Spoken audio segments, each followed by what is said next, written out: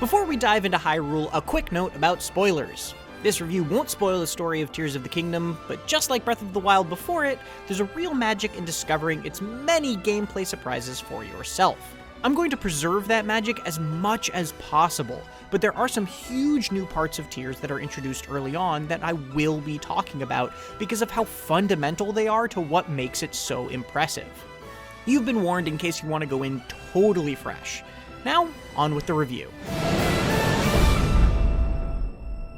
What do you want from a sequel to The Legend of Zelda Breath of the Wild? More enemy variety? Better dungeons? Totally unexpected new ideas? Or is simply more Hyrule to explore enough? Thankfully, you don't have to pick just one, because Nintendo's response to all of those answers is a casual but confident, sure thing. The Legend of Zelda Tears of the Kingdom doesn't necessarily revolutionize what already made Breath of the Wild one of the greatest games of all time, but it's not a sequel that's simply more of the same either. This sandbox is bigger, richer, and somehow even more ambitious, with creative new systems like vehicle building, ridiculous weapon crafting, and a revamped map with a dizzying amount of depth, further fleshing out the intoxicating exploration that made the original so captivating. Breath of the Wild felt far from unfinished, but inconceivably, Tears of the Kingdom has somehow made it feel like a first draft.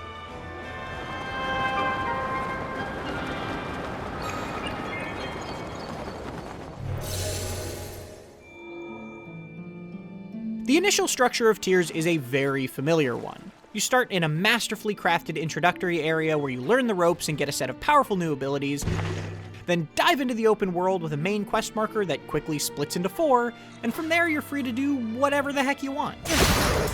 Cutscenes and big story moments are once again collected at specific spots around the map, shedding light on the history of Hyrule and the source of the upheaval, a bombastic event at the start of Tears that opens up menacing chasms, causes ruins to appear floating in the sky, and peppers the surface with new structures and strange anomalies. Rise, rise, my servants. This still isn't necessarily the best storytelling format, as it leaves you without much direct interaction with its central characters for most of your time playing, but that's very easy to forgive when the story of Tears is so dang cool.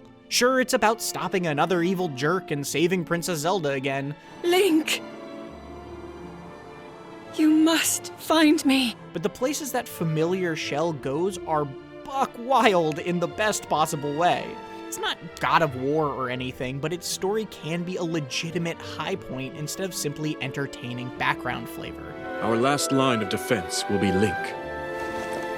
But exploring was the lifeblood of Breath of the Wild, and it's still an absolute delight in Tears. Especially when the impressive new building system lets you do so in more imaginative ways. Even ignoring that for a moment though, one of the most important lessons that very few of the games inspired by Zelda since 2017 seem to learn is that a blank map is more powerful than a full one. You have to mark down points of interest you see or hear about in the world yourself, and filling it to the brim with your own goals is so much more natural and rewarding than being handed a checklist of waypoints right away.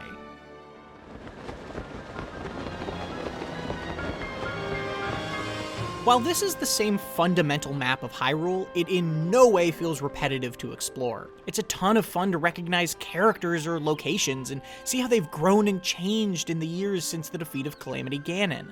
But Tears also sends you along unexpected paths or to less familiar locations, breathing plenty of life into a map that clearly still had more than enough to give.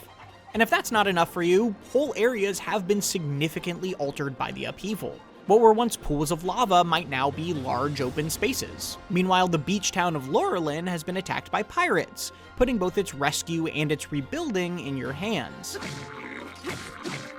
There are tons of things like this along the main questline and off the beaten path alike. And if that's not enough for you, I also loved stumbling upon and exploring dozens and dozens of caves, wells, and sky islands. These are mostly self-contained little areas ranging from hidden fairy fountains to expansive obstacle courses with tantalizing loot at the end. Using one of the new Skyview towers to launch yourself into the air lets you easily mark shrines on the ground before gliding to a nearby floating archipelago filled with its own challenges to take on. And if that's still not enough for you, then boy oh boy did I save the biggest for last. Maybe you still think Nintendo played it safe by reusing the same map. But diving down a chasm and into the depths below will melt any doubts into pure, joyous amazement. Waiting underneath is a dangerous, pitch-black map that is literally the size of Hyrule itself. I cannot overstate this. It is massive. I have played over 100 hours of Tears, and I have explored maybe half of it. This new map is not entirely like the surface in that it doesn't have much in the way of side quests or story moments, but it is full of treasures to seek out and plenty of awesome surprises worth discovering for yourself. That red substance is called gloom, and whenever you take damage from it, it lowers your maximum health. That forces you to either return to the light or eat a gloom-removing meal to recover them, which adds a very fun pressure to every fight down here. You also have to throw out bright bloom seeds to see where you're going. Which gives exploration a totally different and much more tense feel. And while there are no shrines in the depths, there are dozens of light roots, which heal gloom and illuminate a part of the map around them when activated. That's yet another completionist goal that's equal parts compelling and extensive. Taken together, the depths and the Sky Islands act as brilliant complements to the more traditional surface activities, stretching a structure I was already intimately familiar with into beautiful settings and wild situations I very much wasn't. There are now uncountable opportunities to get endlessly distracted until you're wildly far away from wherever you only thought you were going. One time, a friendly drummer asked me for some honey, and it wasn't long after I went to get it for him that I was in the literal underworld being murdered by a giant robot. I just wanted some honey. Nintendo had different plans for me. I beat Tears of the Kingdom's main quest around the 82-hour mark. You could certainly do it faster, but even with more than 20 after that, I still have dozens of light routes to find, plenty of shrines left to complete, a huge list of side quests, and so much more. It's hard to overstate how big this game feels, even in the context of a predecessor that made me say the exact same thing. So much of Tears feels like a response to the handful of complaints people had with Breath of the Wild. For example, the Divine Beasts got a lot of flack for bucking usual Zelda dungeon trends. What's replaced them doesn't scratch the itch of collecting a compass, map, and key item like in older Zelda games, but they are at least a lot more thematically interesting and varied. The more unique and often super entertaining boss fights, both in and out of them, can occasionally stand with the greats of the series, too. I don't want to show too much, but a standout for me was a gooped up monster that felt like a Splatoon villain had somehow infiltrated Hyrule. Enemy variety as a whole has been vastly improved, and it's elevated the still rather straightforward but extremely satisfying combat as a result. Armored enemies can force you to use a blunt weapon. Horriblins menacingly crawl along cave ceilings. Likes will try to devour you. And little frocks will scurry out to eat your bright blooms. It's a much wider menagerie. There's also the absolutely absurd new weapon fusion system, which lets you attach any item or object onto any other weapon, shield, and often even arrowhead. Monster horns now act as powerful blades or bludgeons to buff your base weapons, but you can also do extremely dumb stuff, like put a flamethrower on a boomerang, or a minecart on a stick. Because, I don't know, why not? It's a system that just says yes to whatever you throw at it, and then trusts you to figure out what's good, bad, or incredibly funny. And because of this, the weapon durability system feels totally different. Suddenly having a bag full of monster parts is the equivalent of having dozens of backup weapons just waiting for a handle to be attached to. Any weapon can be a fire sword if you've got the horn of a fire dragon to slap onto it. Tears brings additional nuance to combat with throwing items, letting you quickly toss out things like the excellent new Muddle Bud, which makes enemies attack each other. There are also bomb flowers you have to collect, making them both more valuable and powerful now that they aren't infinite. These items can be attached to arrows too, and shields can even become a sort of offhand weapon with fusion. It's a super intuitive system once you get the hang of it. letting you try out cool strategies that just weren't possible in Breath of the Wild.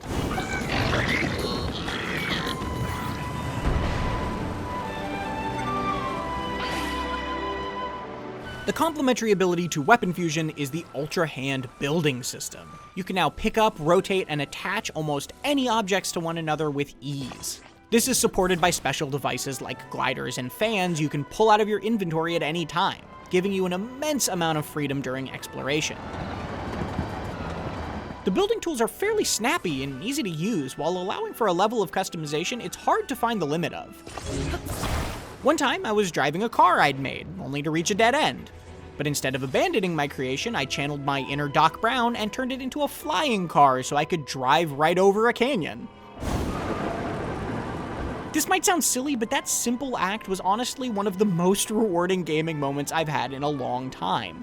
I'm not sure I was supposed to do that, but it worked. Sort of felt like the unofficial tagline of Breath of the Wild, and Tears leans even harder into that creativity.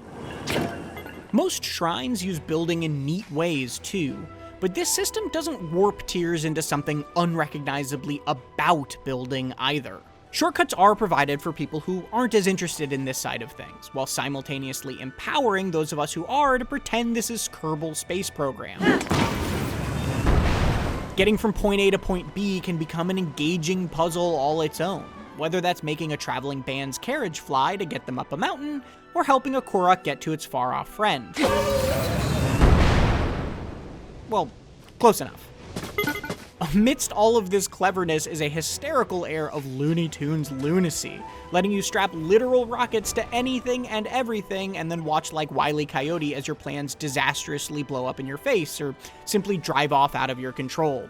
Sometimes failure is just as fun as success.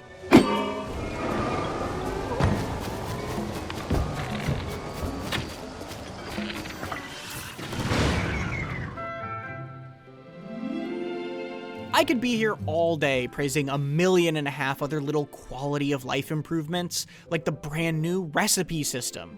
But one place Tears hasn't necessarily improved over Breath of the Wild is performance. This can be a beautiful game as you soar through the air, but you'll also see the same frame rate dips that the last game suffered from during busy moments. They can certainly distract, but it's also not any worse. So the only harm they ever truly caused is the emotional damage of making me once again pine for a Switch Pro, as we've all been doing for the past several years. And it's really quite remarkable that I saw essentially no bugs whatsoever, positioning Tears far away from a mess like last year's Pokemon Scarlet and Violet. Honestly, the fact that you can jump from the very top of the sky and dive all the way to the surface, straight through a chasm, and down to the floor of the depths seamlessly with 0 load screens feels like a genuine miracle.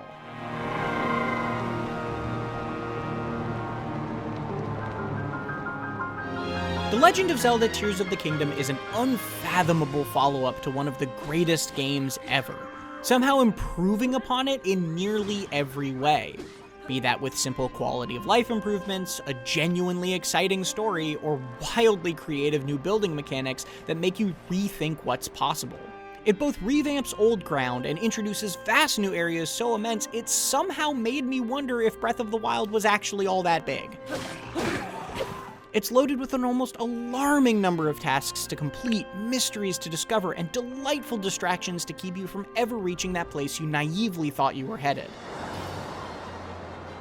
Nintendo has followed up a triumph with a triumph, expanding and evolving a world that already felt full beyond expectation, and raising the bar even higher into the clouds. You can read my full written review on IGN.com for even more about what makes this game so stunning. And we have lots of tips, tricks, and more on Tears of the Kingdom to come. Until then, for everything else, keep it right here on IGN.